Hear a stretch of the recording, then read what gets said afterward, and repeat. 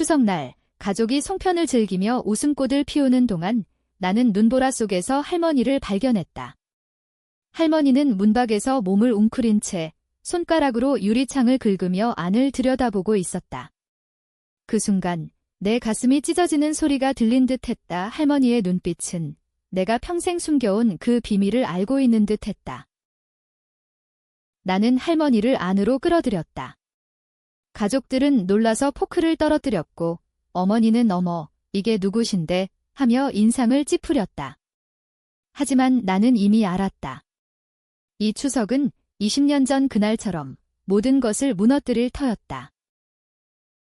그날 나는 20살이었다. 서울의 번잡한 골목에서 나는 오빠와 함께 살았다. 오빠는 가족의 자랑거리였다. 대학생, 미남, 미래의 CEO. 하지만 오빠는 빚쟁이들에게 쫓기고 있었다. 사업 실패, 도박, 그리고 여자 문제. 나는 그걸 알았지만 가족에게는 숨겼다. 오빠를 보호하기 위해 나는 그들의 돈을 훔쳤다. 은행에서, 회사에서, 심지어 할머니의 저축통장에서. 5억 원 그 돈으로 오빠의 빚을 갚았고 오빠는 해외로 도망쳤다. 가족은 나를 범인으로 몰았고 나는 감옥에 갔다. 10년형 그 안에서 나는 깨달았다. 오빠는 나를 배신한 게 아니었다. 오빠는 할머니를 배신했다. 감옥에서 나온 후 나는 새 삶을 시작했다. 이름 바꾸고 지방으로 내려가 작은 식당을 열었다. 하지만 추석이 다가올 때마다 그날의 냄새, 송편의 달콤함, 불고기의 고기 향가 나를 괴롭혔다. 올해 나는 용기를 내 서울로 돌아왔다. 가족 모임에 초대받았다. 동생아, 용서해줘. 이제 다 지난 일이야. 어머니의 문자. 하지만 나는 용서할 생각이 없었다. 나는 복수할 계획이었다. 식탁에 앉아 나는 할머니를 마주쳤다. 아니, 마주할 수 없었다. 할머니는 초대받지 않았다. 가족들은 할머니를 미쳤어, 알츠하이머라서 하며 버려두었다. 20년 전 오빠의 빚을 갚기 위해 할머니의 돈을 건든 건 나였다. 하지만 진짜 범인은 오빠였다. 오빠가 할머니의 통장을 도장 위조해 비웠고 나에게 떠넘겼다. 나는 그걸 알았지만 오빠를 보호했다. 왜? 오빠가 가족의 희망이었으니까? 나는 항상 그림자였다. 할머니를 안으로 들인 순간 공기가 얼어붙었다. 아버지는 이런 데서 뭐 하시는 거야? 하며 소리쳤다. 동생은 핸드폰을 들고 사진을 찍으려 했다. 인스타에 올리면 바이럴 되겠다. 나는 그들을 막았다. 할머니, 안으로 들어오세요. 따뜻한 차 드릴게요. 할머니의 손은 차가웠다. 눈은 나를 똑바로 보았다. 너 알지? 그날 일, 속삭임이 내 귓가를 스쳤다. 가족들은 모른다. 할머니는 알츠하이머가 아니었다. 할머니는 모든 걸 기억했다. 밤이 깊어지자 나는 주방으로 할머니를 데려갔다. 가족들은 TV를 보며 웃었다. 추석 특집 드라마, 가족의 화해를 노래하는 그 쓰레기 같은 이야기. 나는 할머니에게 물었다.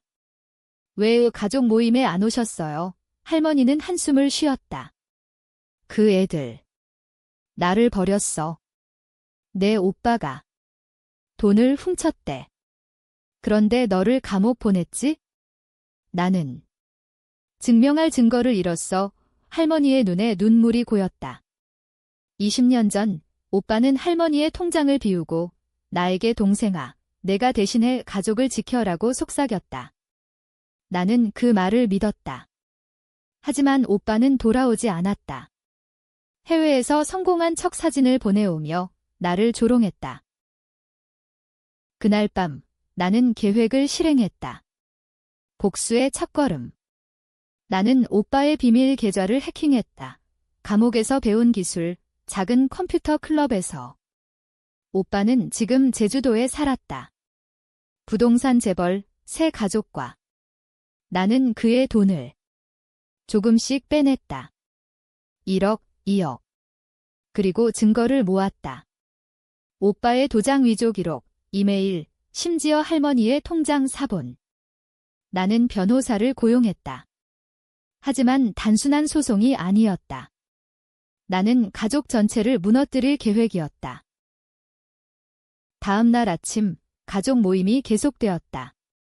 아버지는 자, 이제 화해하자 하며 술을 권했다. 나는 미소 지었다. 네, 아버지.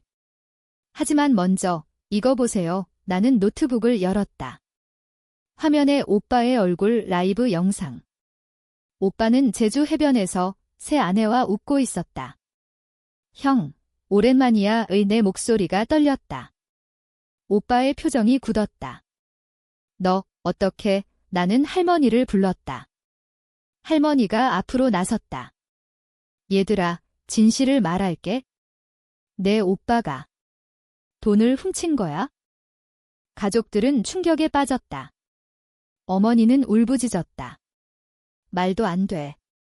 내 오빠는 동생은 넣니? 이게 무슨 짓이야?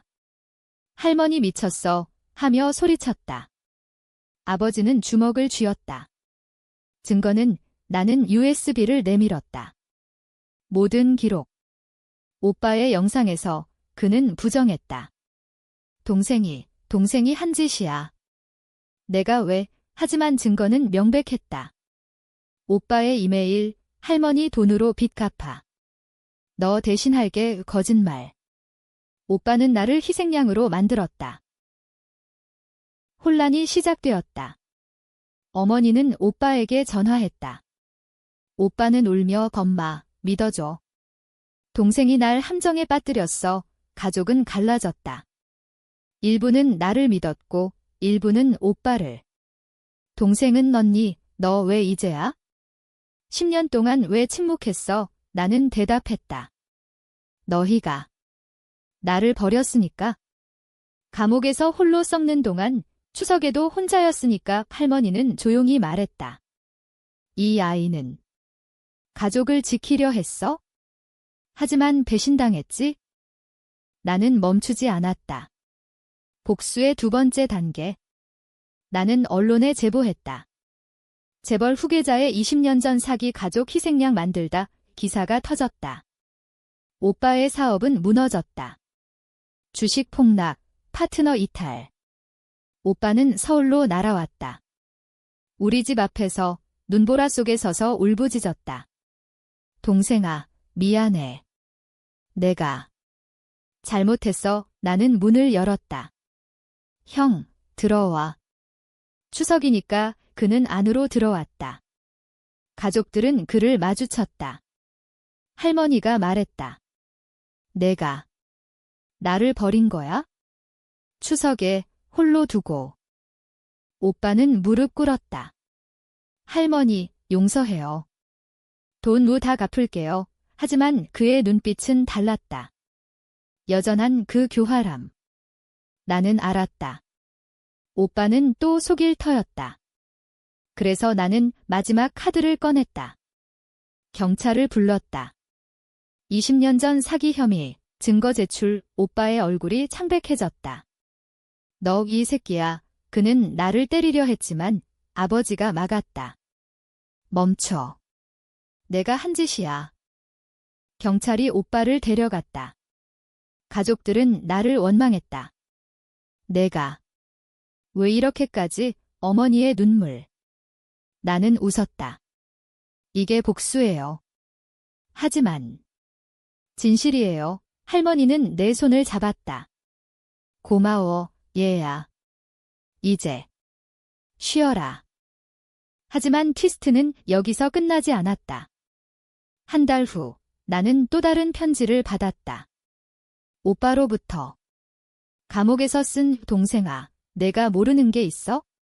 그 돈 할머니가 먼저 훔친 거였어. 내가 오빠를 보호한 게 아니라 할머니의 비밀을 덮은 거야. 증거가 첨부되었다. 할머니의 오래된 일기. 할머니는 가족 사업을 위해 은행에서 돈을 빌렸고 갚지 못해 위조했다. 오빠는 그걸 알았고 나에게 떠넘겼다. 나는 또 배신당했다. 할머니마저. 이제 나는 선택의 기로에 섰다. 할머니를 용서할까? 아니면 이 비밀을 폭로해 모든 걸 끝낼까? 가족은 이미 갈라졌다. 나는 아직 모른다. 복수는 끝나지 않았다. 어쩌면 영원히.